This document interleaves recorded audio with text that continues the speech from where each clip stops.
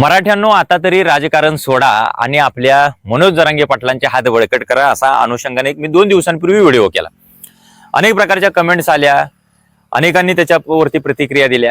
Social मीडियावरती बाकीच्या प्लॅटफॉर्मला सुद्धा तो व्हिडिओ फिरला आणि मला 1-2 अशा स्वरूपाच्या कमेंट आल्या की मराठा हा पूर्वीपासून जातीयवादी राहिलेला आहे. तो गावगाड्यातल्या 12 बलुतेदारांना 18 आलुतेदारांना तो सांभाळून घेत नाही. बाकीच्या बहुजन जातींच्या बरोबर तो अजिबात व्यवस्थित राहत नाही.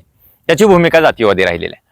तर पहिल्यांदा हेही मी तुम्हाला क्लिअर करतो, सगळ्या मराठेतर बहुजन समाजासाठी आणि मराठ्यांसाठी सुद्धा, कारण आपल्याला माहित पाहिजे की इतिहास आपला नेमका काय आहे.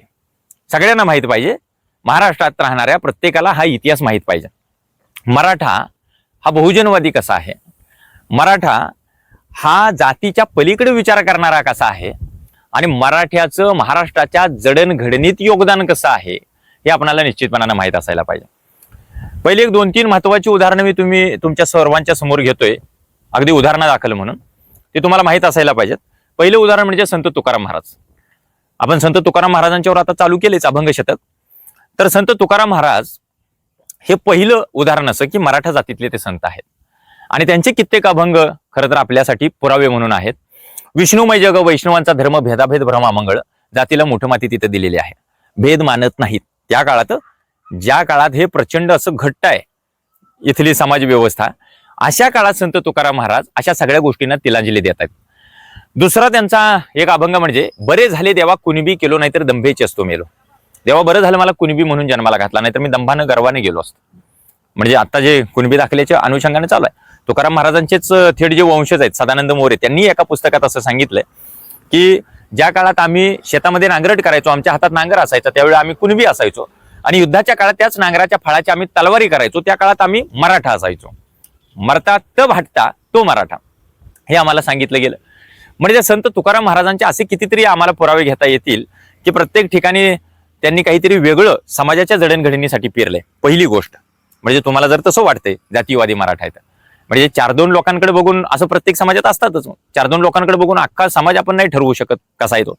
दुसरं उदाहरण म्हणजे त्याच संत तुकाराम महाराजांना ज्यांनी गुरु मानले त्या छत्रपती शिवाजी महाराजांबद्दल फार तुम्हाला काही सांगण्याची गरज नाही. तुम्हालाच नव्हे, देशाला नव्हे तर अख्ख्या जगाला शिवरायांबद्दल फार सांगण्याची गरज नाही, एवढे शिवराय आम्हाला माहित आहेत.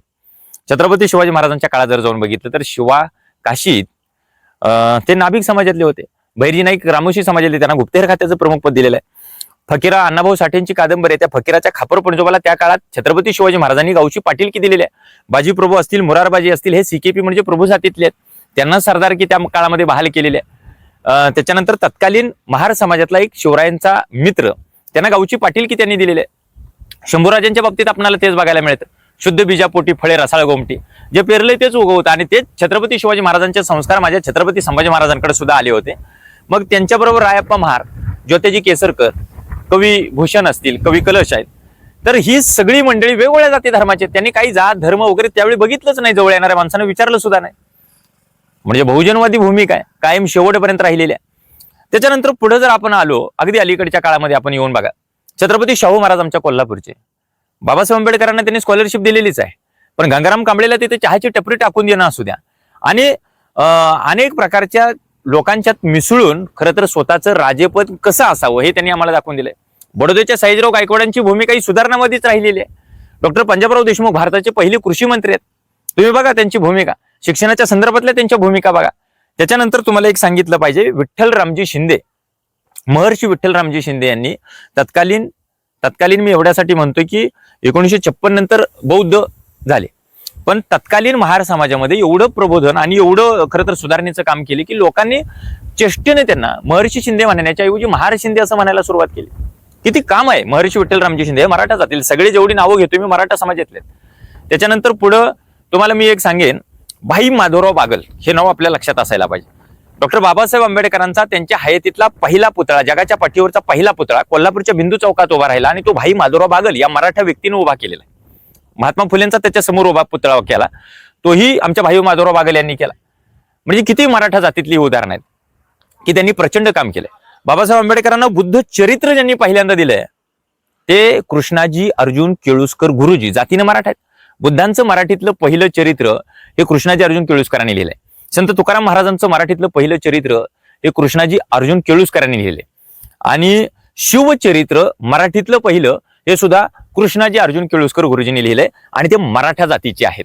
याचा आम्हाला प्रचंड अभिमान आहे.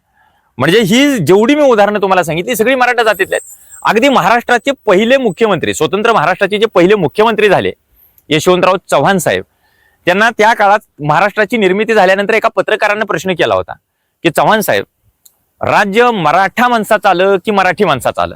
त्यावेळी चव्हाण साहेबांनी एक सेकंद ही उसंत न घेता उत्तर दिलेलं होतं की राज्य मराठी माणसाचं आलंय, मराठा माणसाचं नाही. म्हणजे सगळ्यांचं आहे. बरं, यशवंतराव चव्हाण जातीनं मराठा. त्याचा उद्देश असा की मी जेवढी मराठा समाज, अजून खूप मोठी लिस्ट आहे खरं तर, जेवढी मराठा समाजाची या नावं घेतली ती सगळी सुधारकांची यादी आहे. आणि मराठा कधीच असं जातीवादी भूमिकेत राहिला नाही, असता जातीवादी भूमिकेत. तर आज महाराष्ट्रात 32% मराठा समाज आहे. एक नंबरला समाज मराठा समाज. तो मोर्चामध्ये, आंदोलनात कुणी काहीतरी प्रतिक्रिया दिल्यानंतर, काहीतरी कमेंट दिल्यानंतर हिंसक व्हायला पाहिजे होता.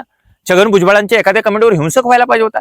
त्या लक्ष्मण हक्कीने प्रत्येक वेळी मराठा समाजाला विरोध करणं, म्हणजे आमच्या एका सरपंचाची, मराठा जातीतल्या सरपंचाची हत्या झाल्यानंतर सुद्धा त्यांनी वेगळ्या प्रकारच्या कमेंट देणं, निगेटिव्ह बोलणं. मग मराठा समाज हिंसक व्हायला पाहिजे होता, पण तो हिंसक होत नाही, कारण त्यांच्यावरती झालेले संस्कार वेगळे आहेत. मी तर असं वाचलं की साधारण एक 50 वर्षापूर्वी महाराष्ट्रातला 50% मराठा समाज हा माळकरी होता. अर्थात संतांचे सगळे संस्कार मराठा समाजावरती झालेले आहेत. एवढी मोठी सुधारकांची यादी आहे मराठा समाजात. आणि तो जातीवादी असणं, कोणाला तरी फटकून वागणं, त्याने भेदाभेद करणं हे शक्यच नाही. त्यामुळं आता मनोज जरांगे पाटलांच्या नेतृत्वाखाली जे मराठा समाजाचं आंदोलन चालू आहे, जे कुणबी दाखल्यासाठी चालू आहे, प्रत्येक वेळी मोठा भाऊ म्हणून तो गावगाड्यामध्ये मिसळून राहिलाच ना मराठा समाज. तर माझं सगळ्या मराठ्येतर बहुजन समाजाला असं विनंती आहे की मागणी जर ती न्यायाला धरून असेल, न्यायप्रविष्ट आहे, विषय हा न्यायप्रविष्ट आहे, जर घटनेच्या चौकटीत बसणार असेल तर तिथे विरोध करायचा काही संबंध आहे. मी म्हणतो घटनेच्या चौकटीतच जर बसणार असेल तर विरोध का करावा असं मला म्हणायचं आहे. आणि मनोज जरांगे पाटलांना त्यांच्या नेतृत्वाखाली आंदोलन चालू झाल्यानंतर मराठा समाजाला आरक्षण द्यायचं का नाही न्यायालय ठरवेल. कायदा बदलता येतो, लक्षात ठेवा. अमेंडमेंट 368 कलमानं सांगितलेलं आहे राज्यघटनेत, बदल होईल. कायदा लोकांच्यासाठी आहे, लोक कायद्यासाठी नाहीत. त्यामुळं एखाद्याला न्यायच मिळणार असेल एखाद्या घटकाला तर 100% कायद्यामध्ये बदल होतो. आणि आजवर असे किती बदल होत आलेले आहेत. म्हणजे 50% आरक्षणाची तरतूद ही इंदिरा साहनी केस नंतर झाली हो 1991ला.